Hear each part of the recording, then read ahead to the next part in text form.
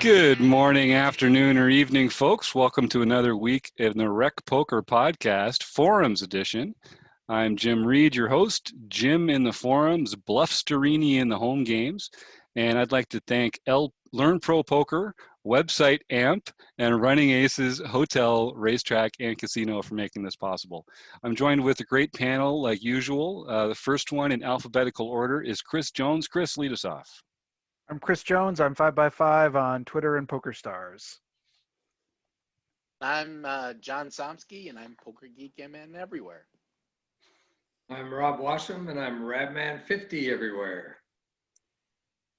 This is Taylor Moss. You can find me on Twitter at Taylor_Moss or in the Rec Poker home game as Gopherboy TJM. And this week we're joined by Jamel, one of our prolific forum posters. I think we might have talked about a couple of his posts before. Jamel, why don't you introduce yourself to the group and tell us where we can find you?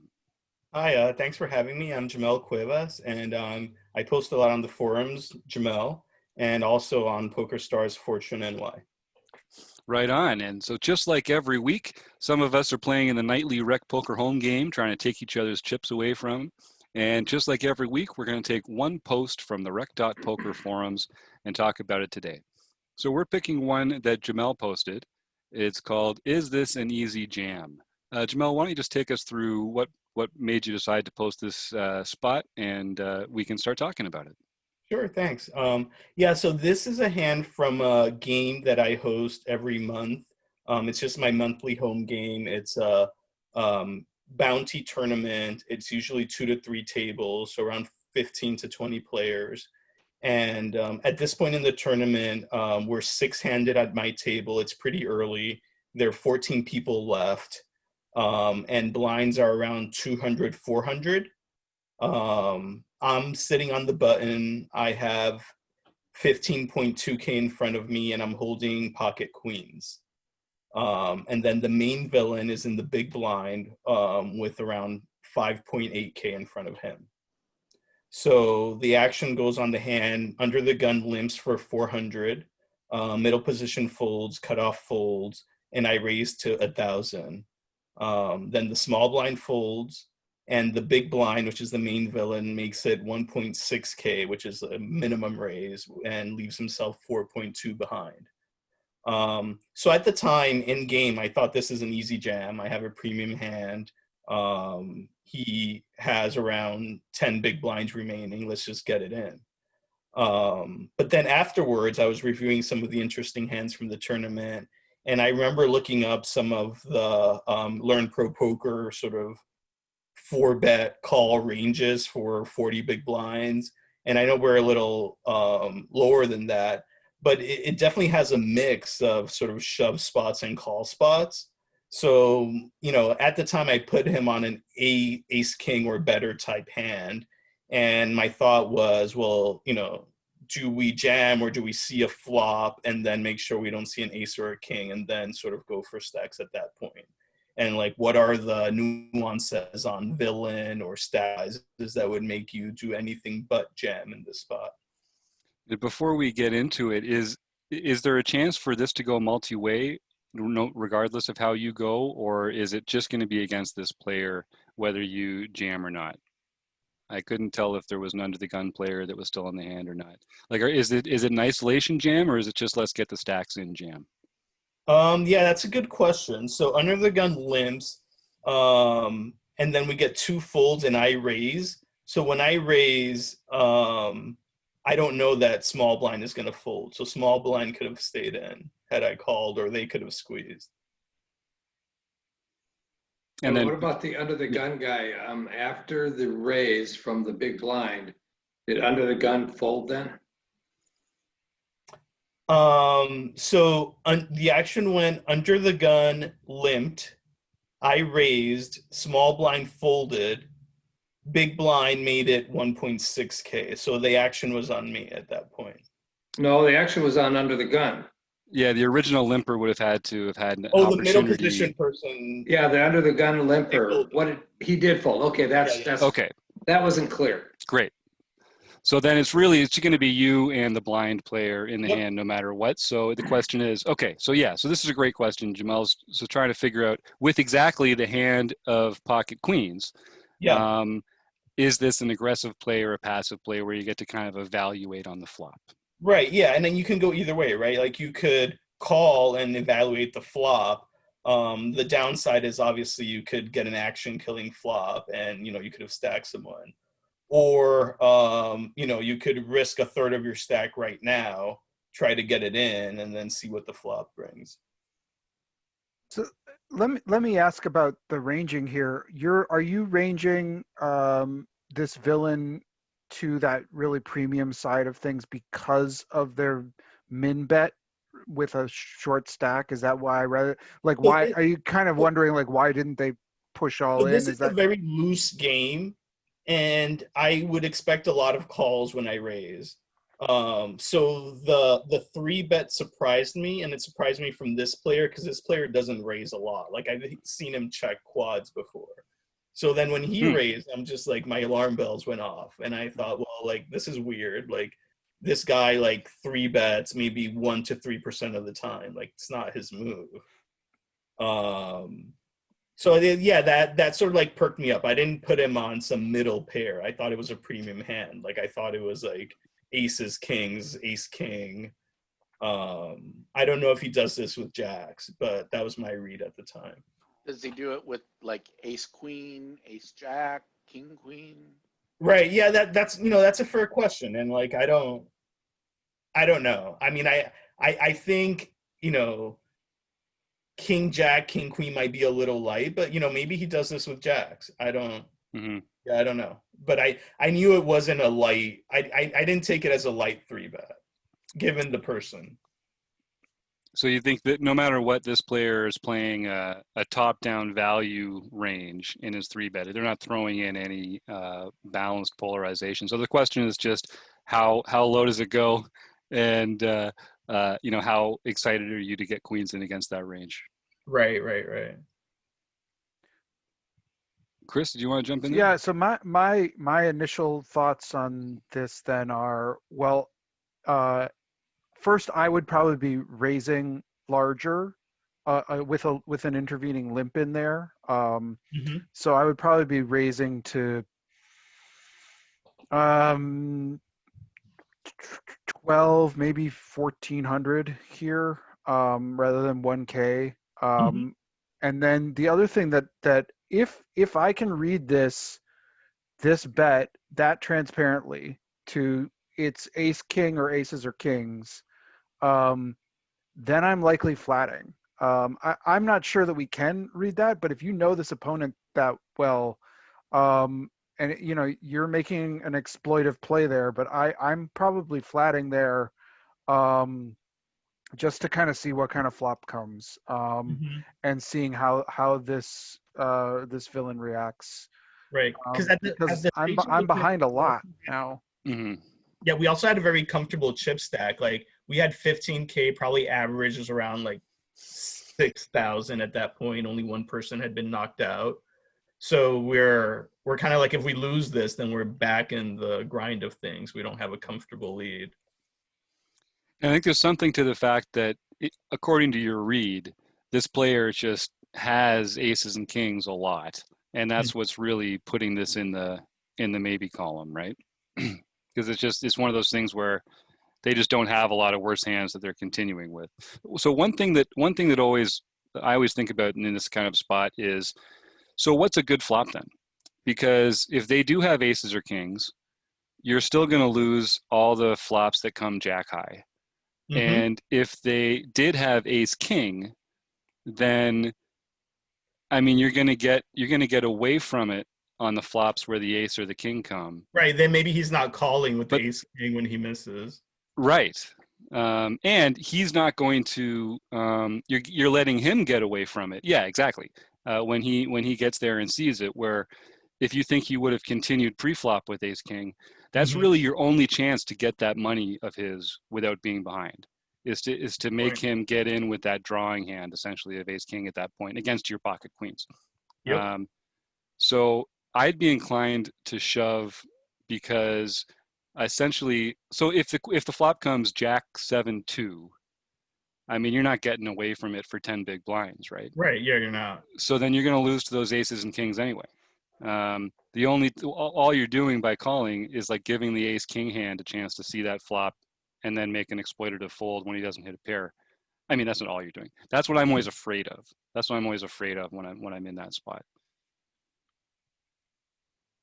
I think, I go sorry. ahead, Taylor. Yeah, I was gonna say I agree with kind of what Jim's getting at there, and to kind of say it again, right? Like, Make it sound smart. Make it sound smart. All right, I'll just mute that and we'll go with that. No, if we go on, they have the exact tight range of aces, kings, and ace king. Like Jim was saying, like you're either putting yourself into a tough spot where they can potentially get away from it when you're gonna win. But maybe you can get away from it when they were going to win. And that's only going to happen when an ace or a king flops out and they had exactly ace king. If they have aces and kings, they're probably going to get you regardless. And when it's like that situation, it almost makes sense just to let yourself realize your equity, right? Like you're giving yourself an opportunity for you to not realize your equity by just calling here. I think, and it's probably just a more generalization thing. I'll let you have like your game and what your opponents are going to be doing. But I think the majority of people in this spot have a way wider range than aces, kings, and ace king. And if that's true, it's like 100% a fist bump. Just get the chips in the middle here and realize our equity. And we're not always going to win this hand when we do that. I think I replied to your post and said, okay, this situation, the way it plays out, you're probably going to win about 70% of the time. Maybe you lose 30% of the time because maybe they're doing this with ace jack, which is a great hand for you to be up against, but they still have the potential of hitting an ace. So like it's not a guaranteed win. And I think a lot of people just get worried about, hey, I want to have my guaranteed win. And it doesn't always work like that. So you got to think about the ranges each people have. And I think your exact hand versus the range of hands that they can have here just makes this an easy, get the chips in the middle. And then I'm going to say one more thing, because you started off this conversation talking about having like flatting ranges versus 3-bets. And I feel really weird about having a flatting range versus this 3-bet, or at least this type of situation when the effective stack is so small. I think when we're deeper stacked, it makes a lot of sense to be flatting hands like queens in this spot. It really does. But when we're playing, they've made it 4 big blinds and they've got just over 10 behind. We're playing 15 big blinds effective. Like that's not really the time to try and get like fancy and find a spot to make a hero fold. If we're playing 50 big blinds deep, okay, yeah, now let's mix in some calls there so we have a well-balanced range and we can play flops really well. But how this hand almost always ends up is chips are in the middle and someone's all in and you're hoping that you can win. Might as well just do that now, is kind of how I view it. The other thing that pushes you, oh, sorry, John, you were going to say something. Yeah, I was just going to mention, they're sitting on 15 big blinds pre-flop. And now they're down to about 10 big blinds when everything's going in behind right now. So you're really playing a 15 big blind effective stack. And against most players' ranges, queens is just an easy all in there. Now, I don't know this player in particularly. If it really is aces, kings, and ace king, then that's probably you probably just fold. But I have a hard time believing that most players are going to be like that. Yeah. If they have a bunch of 8s or 9s or 10s, you really want to get it in here because the ace doesn't matter for you. It doesn't hurt you there. And an ace is going to scare them as much as it scares you, and you're not going to realize your full equity. So I think because the stack sizes are short, against most players, unless you have a really rare, really tight player, it would be an all-in. Right. And I think the other thing that pushes us toward it, which what I was going to say is you mentioned this is a bounty tournament, right? As well. Yeah. So I think that's whenever we're in these like flip situations, that's something we've got to consider, and it's going to incentivize us to get chips in the middle when we're kind of in a spot where we're like a little uncertain. But yeah, I agree. Like unless we have a real like a rock solid read on somebody, I think this is a kind of a fist bump jam kind of moment. And we're just coming out of the interview, a little behind the curtain look for our viewers or listeners. We're just coming out of the interview with Dara Carney for our Chats podcast, and he's written this book about progressive knockout strategy. And one of the things that he said was that even in the early stages, or maybe even especially in the early stages, you really should be taking these opportunities, taking these spots to take someone's bounty and knock them out. And in other circumstances, to paraphrase a bit, in other circumstances where in a typical tournament you might think, you know what, I'm not going to get involved in this hand. It's one of those maybe I should, maybe I shouldn't hands, so I'm not going to. He says in the bounty structure, maybe you should be looking at that from the other side and thinking of it that the tiebreaker is towards getting involved as opposed to not getting involved because of the extra value from the bounty. Now, the one thing that I think we should never eliminate from our thought process, though, is sometimes they just always have it. And, you're talking about a player that you've told us is extremely tight. They've got a really narrow 3-betting range. And the sizing of this 3-bet in particular is very odd. It's almost, I think they just basically click it back, don't they? Which is weird out of position. So either maybe it's a misclick. If it's not a misclick, then it's one of two things. Either it's a very inexperienced player who doesn't understand raising math, or it's someone who's doing it with a hand like aces and kings, which you can do with a short chip stack because you don't have to worry about pot geometry when you only have 15 big blinds behind. So if your little alarm bells were going off saying, here's a tight player making a really small bet that they never make, it's got to be aces, then I think, but then it's a fold. I don't think I don't know, maybe it's such a small bet that you can call. Yeah. You're almost set mining with queens, at that point. I don't know if I'm good enough to fold queens. Yeah. Big blinds.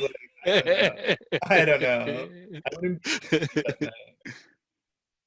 And if you so look at the size of his raise, it's just about almost 30% of his entire chip of the effective chip stack, basically. Mm-hmm.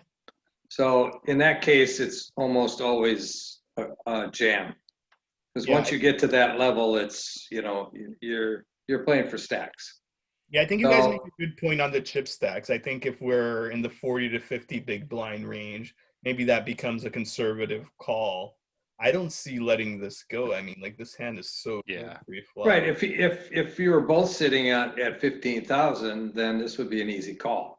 Yeah. I would just call right there. There would be no decision to make. But the fact that we've got almost 30% of the effective stack on that one raise, 1.6K is almost 30%. That's just, you got to get it in. Mm-hmm. Yeah, I mean, it's hard for me not to argue for shoving queens in most spots, but with a short stack in a bounty tournament, I don't know if I'm going to be able to like opponent model my way into a non-shove there, but yeah. So what else, folks? Is other things to consider, or Jamel, do you want to take us through what happened, how you feel about it? Yeah, I mean, I instantly jammed. In the moment, I just thought about it afterwards, and of course, he flipped over pocket kings. Of course, king for good measure. Oh, he flopped a king too. Well, that's good. You want those. You want them to waste those flops when you were already behind. You don't want them flopping that king when you got in there with aces. So nicely done, sir. You got some good run out of the universe for that, at least. So we got some good comments in here from some other members, Max Chaos and Binkley, friend of the show. Binkley is talking about, could it be a misclick because it's an online game and the sizing is so weird? I think that's absolutely correct. Max Chaos talks about a similar spot in a hand they were in recently. And he kind of gets at the point that I think the other guys are talking about here too, which is that in the long term, you're going to lose some hands, but the theory is you're just going to win more of them when their calling range contains the kind of hands that are literally worse than aces, kings, or ace king. Like, I feel like you're just loving life if they get in there any wider than that. But they didn't. I think it was a good shove, and I think the bounty factor really. I mean, I just like a good excuse to get my chips in the middle, so I'll come up with whatever makes it sound right. But to me, having the bounty really helped me make that a shove. That was a good point. All right. Well, without any further ado, we will meet up again next week. We're going to have Jamel join us again next week and talk about another hand. But in the meantime, I'd just like to thank website AMP, Learn Pro Poker, and Running Aces Casino, Racetrack, and Hotel. Thank you, Chris Jones, John Somsky, Rob Washam, Taylor Mass, and Jamel Cuevas. See you next week, guys.